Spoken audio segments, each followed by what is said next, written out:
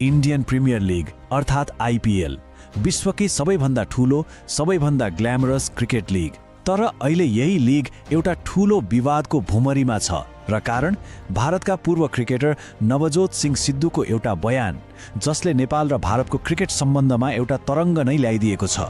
आखिर उहाँले त्यस्तो के भन्नुभयो? आउनुहोस् यो विषयलाई अलि गहिराईमा गएर बुझौँ। यो पुरै बहसमा आगो लगाउने वाक्य यही हो।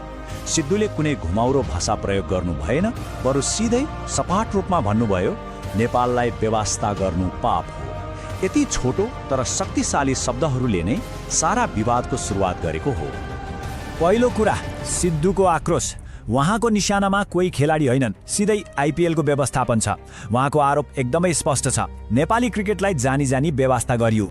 समस्याको जड त यही हो नि। भारतको यति नजिकको छिमेकी जहाँ क्रिकेटलाई लिएर उस्तै खालको जुनुन छ, उस्तै पागलपन छ, तर त्यही देशको आइपिएलमा नेपालको उपस्थिति शून्य छ। न कुनै टिम न त कुनै खेलाडी। सिद्धुका लागि यो कुरा एकदमै असह्य भएको छ। अब दोस्रो कुरामा जाउँ, त्यो हो अन्याय र पापको तर्क। सिद्धुका लागि यो खेलको मात्र कुरा होइन, यो त मित्रता र सम्मानको प्रश्न हो।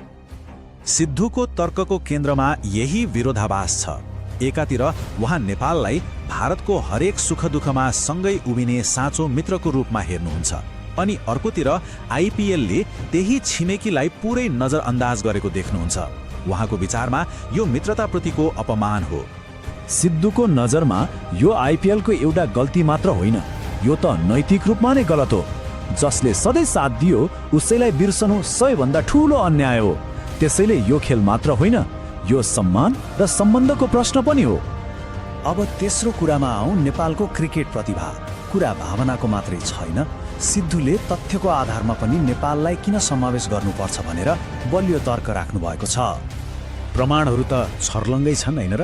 नेपाली खेलाडीहरूले अन्तर्राष्ट्रिय मञ्चमा आफ्नो दम देखाइसकेका छन् र जहाँसम्म फ्यानहरूको कुरा छ, नेपालको क्रिकेटप्रतिको त्यो जुनुन त विश्वविख्यातै छ। स्टेडियमहरू सधैँ खचाखच हुन्छन्। यस्तो प्रतिभा र यस्तो समर्थनलाई कसरी नजरअन्दाज गर्न सकिन्छ? अब यति कडा शब्दहरू बोलेपछि हंगामा नहुने त कुरै भएन। स्वाभाविक रूपमा सिद्धुको यो बयानले सामाजिक सञ्जालमा तत्कालै ठूलो तरङ्ग ल्यायो। सिद्धुको एउटा कमेन्टले भारत र नेपाल दुवै देशको सोशल मिडियामा बहसको आगो सल्काइदियो। अनलाइनमा यो बहसले निकै ठूलो रूप लियो। रमाइलो कुरा के छ भने सिद्धुको समर्थनमा धेरै भारतीय फ्यानहरू पनि देखे। उता नेपाली फ्यानहरूलाई त लौ बल्ल कसैले हाम्रो कुरा उठायो भन्ने भयो। अब यो सबैको प्रेसर सिधै आइपिएल व्यवस्थापन माथि परेको छ। र अब पाँचौं कुरा, आइपिएल सामु प्रश्न। यो सबै बहसपछि अब बल आइपिएलको कोर्टमा पुगेको छ र प्रश्न एकदमै सिधा र अलि असहज पनि छ। सिद्धुले आइपिएलको चयन नीतिमाथि नै यो सिधा चुनौती दिनुभएको छ, जसले एउटा ठूलो विरोधाभास देखाउँछ। यदि आइपिएलमा विदेशी खेलाडी, विदेशी कोच, यहाँसम्म कि विदेशी मालिक पनि हुन सक्छन् भने हाम्रो छिमेकी नेपाल किन हुन सक्दैन? यो एकदमै गम्भीर प्रश्न हो। र सिद्धुले एउटा अन्तिम चेतावनी पनि दिएका छन्। इतिहासले यस्ता निर्णयहरूलाई माफ गर्दैन। उहाँको आशय एकदमै प्रष्ट छ। आज गरिएको यो बेवास्ताको हिसाब भोलिको समयले अवश्य माग्नेछ।